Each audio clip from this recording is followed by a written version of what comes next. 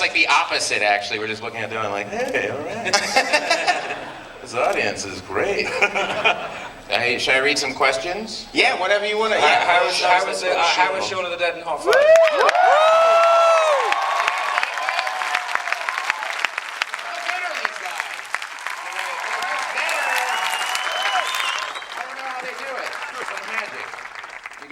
Fantastic and really good acting, and then somehow in the films, good actings,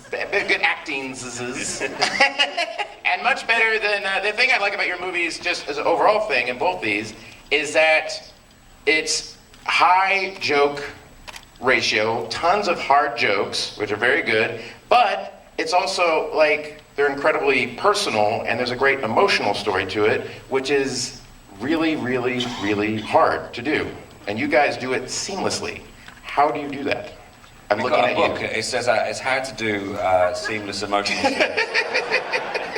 I don't know. I feel like, you know, with all of these films, we've kind of hopped on to a sort of genre trope in order to say things other than that aren't related to zombies or cops, or or in what you'll see in The World's End. It's a way of saying slightly more important things.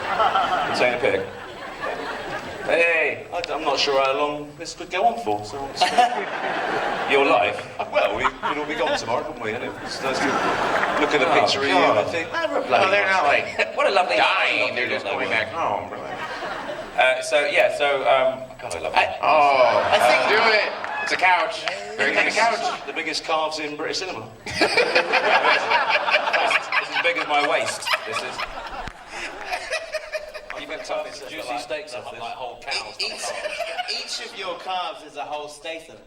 Oh yeah. But to answer your question as well, I think one of the reasons that all of the emotional stuff comes through is I think because the personal stuff is because we take it from our lives. I think sort of like Shaun of the Dead, we always said it was like a... We had a fight with zombies, didn't we? I had a fight with zombies. Apart from the zombies, though, it was almost like Shaun of the Dead is like a 99-minute apology for being a lazy boyfriend. You know. To you. To me. Me and Nick would never go anywhere other than the Shepherds, which is what the Winchester's based on. And Edgar always wanted us to go, come into town. We're like, oh, fuck off. Why? Well, there's only 10 paces from our house. Why would we want to go into town? And also my wife, my then girlfriend, now my wife, Maureen, she would often lament the fact, but then eventually we drew her in, didn't we? Tell them where you had your first date with your wife. I had my first date with my wife, Maureen Pegg, mother of my gorgeous daughter, Matilda Pegg, at the World's End in Camden. And it was a very, very romantic night. We drank Goldschlager and went back to her place and fucked. And the rest is history. Now I know that. Good times. By next time I see her, I'm like, I know something you don't know. You don't know. I like you. I'm going to read one of these questions. Yeah. These are questions from people in the audience or from other outlets. Shaun of the Dead. Let's spell Shaun of the Dead wrong. Oh. Say it. Who did it? Raise your hand, bro. Shaun of the Dead and Hot Fuzz were both inspired by other films. What films would you recommend to see to fully appreciate The World's End? I think you should just go and see any bad film that's on release at the moment and say, fuck it out, it's terrible. And then say, oh God, The World's End was so much better.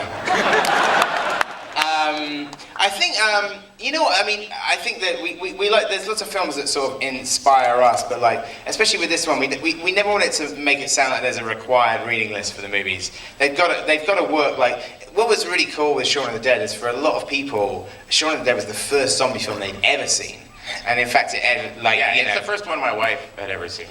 Which is good because then if you like it, you think, oh, I might want to check out George Romero's films. I think with that did not happen in my case. I got right into Dawn of the Dead, and it was just that opening shot, and she was like, nope. Your wife never said, I really want to see Lucia feel she's the Beyond. Yeah. No. Yes. You know what my wife did like? What? Spaced. Yeah. That's what she went into. She was like, I want to watch Spaced. Well, that's good. Which you do do need a manual of all the references. I think with this new one is that like a lot of the sci-fi references are sort of gleaned more from like 50s and 60s and 70s stuff that just was on TV a lot as kids, both films and TV shows. But weirdly, there was only 2 movies that we actually watched before we started writing, and they were both like reunion films. One of them was The Big Chill, and one of them was this Gene Kelly musical called It's Always Fair Weather, directed by Stanley, which is a great movie. Which is a film about wartime buddies that reunite 10 years after like VE Day and realize that they have nothing in common. And so you guys should see it. It's the same team who did Singing in the Rain. It's like a great movie. We kind of had this idea that the world's end is like the big chill if the corpse came to the party. That will make sense to you in 2 hours' time. Next question. I heard there was an exhibit of cool fan art for the Cornetto Trilogy. What was it like? What were some of your favorite pieces? This is, I don't know if you guys know this place called Gallery 1988 on Melrose. But if you haven't been there, they did a show for like my movies. Essentially, they were really like, if it wasn't for Scott Pilgrim, it would be our movies. But it was basically like everything that I've done, and like I've been on tour for 6 weeks. But it was amazing. It was overwhelming to see all of this art. It's actually the exhibition is still on for another 3 weeks. Me and Simon went down early, and we spent rather too much money buying quite a few of the pieces. You know what it's like when you walk into a gallery and every fucking picture is you. I mean, it's the old feeling you get. It's very, we've all done it, you know.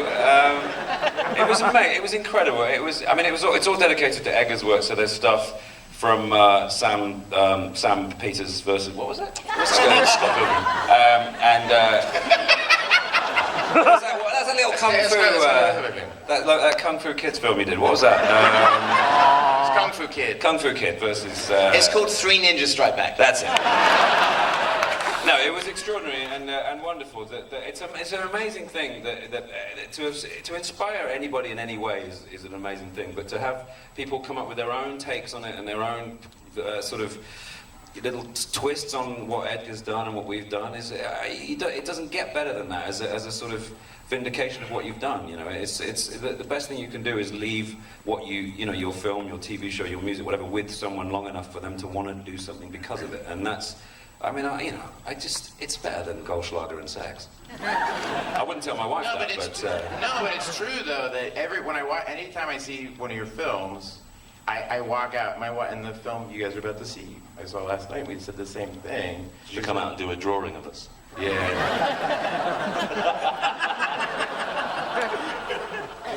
Hi guys.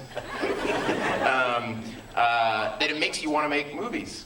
Like you see it and then you go, oh, I watch that, and I go, oh, that is like what, whatever. When I saw Evil Dead or Raising Arizona or something growing up, and I was like, and then you wanted to go get a camera and start making shit with your friends. Same, yeah. That's what you guys. It just has that kind of, It's just a 5-minute warning. Is there going to be a nuclear explosion? This would be quite a good place to be during a nuclear attack, I think. A Cinerama Dome is a safe place to be. You think? A giant 1,000 kiloton yield? No, we'd all be toast. The bees might hatch.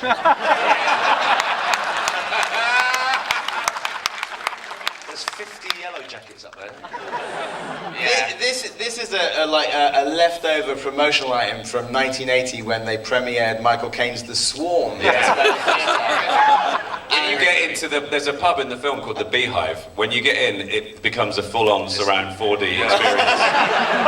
But one or two of you may get covered in royal jelly. Enjoy that. Okay, real quick, last question. You guys have been friends a while. What is it like working together? And when you met, did you hit it off immediately? Quick. We have less than 5 minutes. You should. Me and Nick met long before we started working with each other. We were friends for 5-6 years before I managed to cajole him into coming and being in space. And I only did that for 2 reasons. One, because he was the funniest person I knew, and I was a comic, and all my friends were comics. And what would I say? 1 or 2? 2, because it meant that we could hang out more. Yeah. And I thought, if you come and be in my TV show, we don't have to not be together. Yeah. We'll those friendships start. And that's how he got into space. So we were already, serious charms, and also you kind of you meet. I don't know. I feel you gravitate towards people I feel like that about you in a way. You know, about.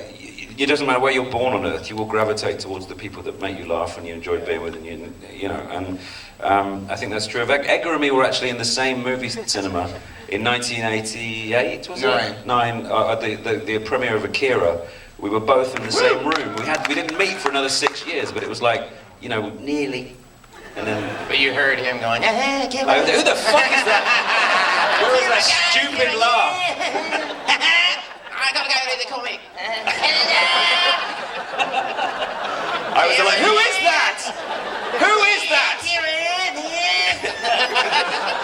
Sometimes turning me into a motorbike. That's your motorcycle sounds like. Sometimes when you're at home and you're watching like a comedy show on TV, you can hear Edgar in the audience, and I know that he's gone to watch it. It's true. Little Britain. You can hear him on Little Britain, Black Books. He came to Saturday Night Live. I was doing the cold open for Saturday Night Live, and I was like, "Oh, Edgar's here." Sitting on live television, going, "Oh, Edgar's here." He's like,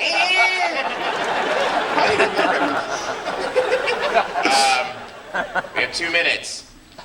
During the writing process, how do you decide what dialogue or actions will be repeated or mirrored later in the movie? That's an 8-minute answer. We do a lot of, like, you probably know in, like, Shaun of the Dead, apart from the lady who... There was the lady who saw it for the first time. Oh, you're there. Did you enjoy it? I did. Good. That's a relief. No. No, not really.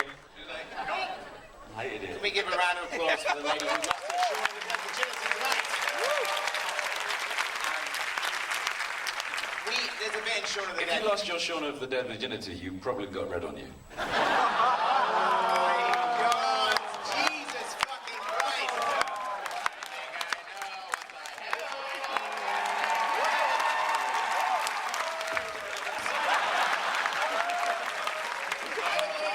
It's like that Seinfeld thing. Yeah, no, it was great. That's it. You gotta go. Should never come back.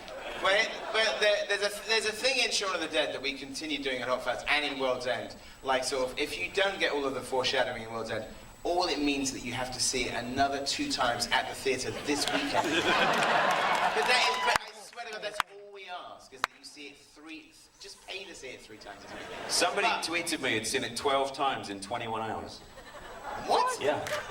Tell them though, like, if you haven't, you probably already know this if you watch it, but there's a thing in Shaun of the Dead where Nick has a speech in the Winchester, which basically, like, foreshadows the entire movie. Simon, do.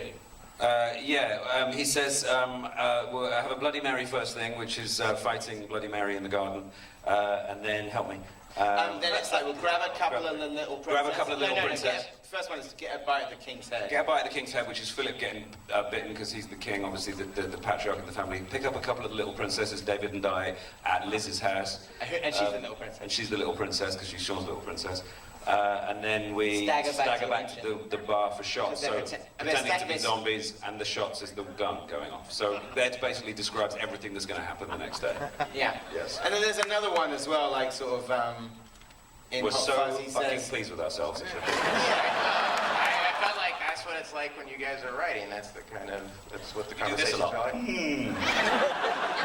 What shall we write today? Let us foreshadow the entire film in a single scene. How do we make a mousetrap of a screenplay?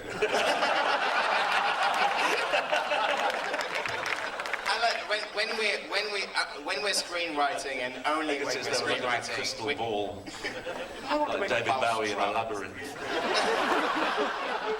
So clever. When we're screenwriting, we turn it to James Mason. Yes, we do. I just told you. The thing is, we start very big, so that it's all on a big flip chart, and then we sort of see the beats in writ large, and then we get smaller and smaller and smaller. It becomes a screenplay, and then by the end of it, we're changing punctuation. So you have to look at it from a long way away first, and then when you get in close, you remember where everything is, kind of thing. Don't you do the flip chart thing on the DVD? Yeah, in fact, we haven't done that for the new one. We're going to do it. We'll tell you some World's End stuff later. Yeah, I think that's It's it. time. It's time, everybody. Yes.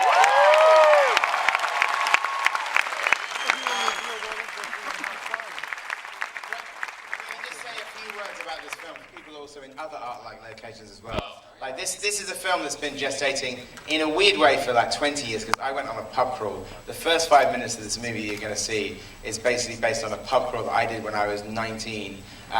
Like, where this like sort of sci-fi comedy turns into fantasy is in the idea that I could drink 12 beers. Because in my hometown where they had 15 pubs, I got through a pathetic 6, and the fact that I never finished that pub crawl is why we have this movie 20 years later. Thank you for applauding me being a complete lightweight. Thank you very much. Simon Pegg. I had some involvement in it as well. You know, it's amazing really. 10 years it is since Shaun of the Dead. We wrapped it 10 years ago last month, and to be sat here now in front of you guys is extraordinary for us, because we didn't even know if we'd get a copy of Shaun of the Dead on VHS when it finished, let alone, you know, get a release at the cinema and get a release here in the United States of America. Just huge thanks for all your support over the years, for sticking with us, for getting excited about the films, and for coming out tonight. I'm not gonna get emotional. I feel I might do a little bit sedated. I'm genuinely thankful, and I'm not going to make any jokes about it. You fucking rock, and we're lucky to be here. Thank you. I don't have much to add to that, really. I've done my Hornet shtick. I'm kind of happy with that. Tell us about your costume. Oh yeah, listen. Some of you out there might eagle-eyed people in the audience will get to see that I'm actually wearing part of my costume. This cardigan, in fact. This was one of 1,000 cardigans that we had made for the film. This isn't one of the stunt cardigans, this is one of the hero cardigans. It cost the production about 1.8 million for these cardigans. Most of them are now in private collections. It's a fine merino wool, made in Turkey. Istanbul, of course, at this point being the centre of world cardigan production. It's fun. It's warm. It's cool in the summer, and I like wearing it. I wear it a lot, you know. Oh, God, honest.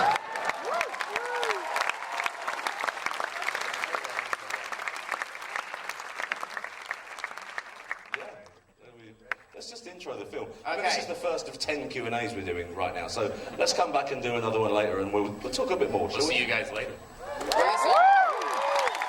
If you want to chip off, it'll be late. We won't be offended. Do you know what I mean? But you know, We will be. These guys are going already. These guys are going now. These They're guys are boarding the out. first Where are you one. going? Where the fuck are you going? Where are you going? I come gotta on. go to the bathroom. J Crew is closed. He's going to murder me outside. Hey, fat man! J Crew, this motherfucker! World indeed ended tonight for actor Nimford. I'm just looking at the picture I took earlier as I drift off. Are you guys ready to see the world's end? Yeah!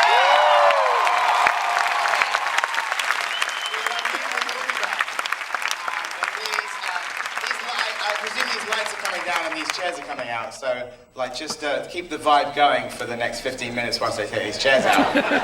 But please enjoy the world's end!